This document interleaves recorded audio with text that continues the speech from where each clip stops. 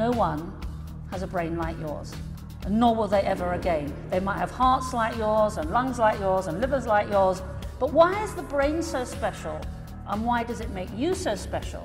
Because it is special. Over the last 18 months, I've been traveling quite a lot.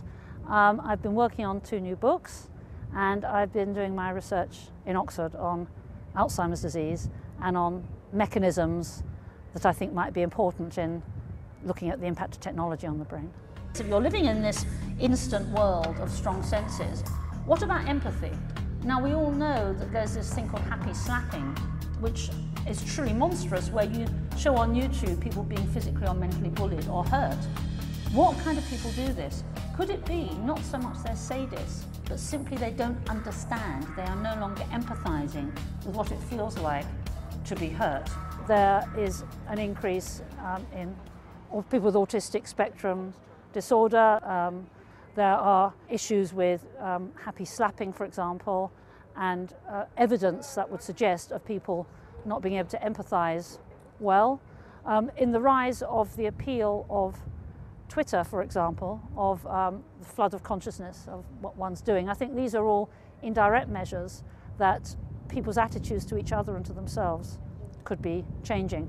When people say there's no evidence, or what would be the evidence, one can turn that back and say, well, what kind of evidence do you imagine there could be? You know, are we going to have to wait 10 or 20 years and see that people are different from previous generations, which is one possibility?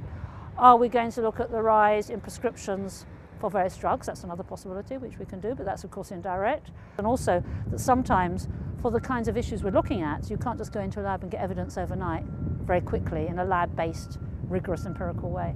The number of times people have come up and talked to me about their concerns from parents and teachers, I would regard that as evidence in a way, although obviously it's not rigorous. So I think that there's enough pointers that we should be talking about this rather than fretting about not being able to replicate things in a lab in an instant way. The big issue is what will happen if the environment changes. If, as I hope I've persuaded you, the brain is exquisitely sensitive, as the human brain is, to the human environment, if the environment is changing in unprecedented ways, might we not be changing also in unprecedented ways? The big question is it for better, for worse, and what's going to happen? Not whether it will change or not, because that's what brains do. They will adapt to any environment they're in. There's a recent review by someone called Bavalier in a high impact journal called Neuron, and she says in the review that this is a given, that the brain will change.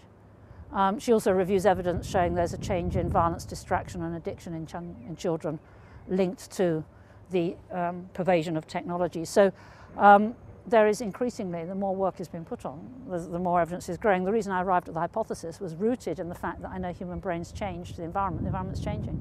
I didn't say, and I've been misquoted universally, that it rots the brain and it's bad. I've never given value judgments, ever. It's more that one starts with the plasticity of the brain, for which there is massive evidence, increasing evidence, and makes that natural deduction. Just look at this, 900 hours between a child's 10th and 11th birthdays that are spent in class, 1,300 hours with their family, just under, and get that, just under 2,000 hours in front of a screen. In the old days, when television was first introduced in the 1950s, and people were concerned that kids wouldn't read books as much as they were going to, and there's some professional parents I still know who actually don't have televisions. You know, so that's not to say that that was good and this is bad, but more it's a question of degree. Television, as I've just said, when in this talk, you know, when I was a kid, that was the centre of the home, rather like the Victorian piano was. It's a very different use of a television when you're sitting around arguing and talking and enjoying it, from going up to your room and spending till 3 in the morning on your own, focusing on a screen. Yeah, there is a big difference in that. So it's not so much the technologies in and of themselves that I'm criticising, it's how they're used and the extent to which they're used. And my own view is that these modern technologies are excluding people doing other things. If you're spending 6 hours a day or more doing that, that's 6 hours a day is not going for a walk, not giving someone a hug, not feeling the sun on your face.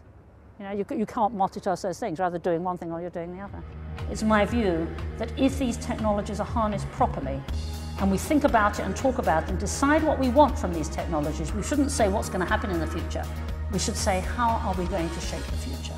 And above all, how are we going to give ourselves, and more importantly the next generation, a strong sense of identity and fulfillment?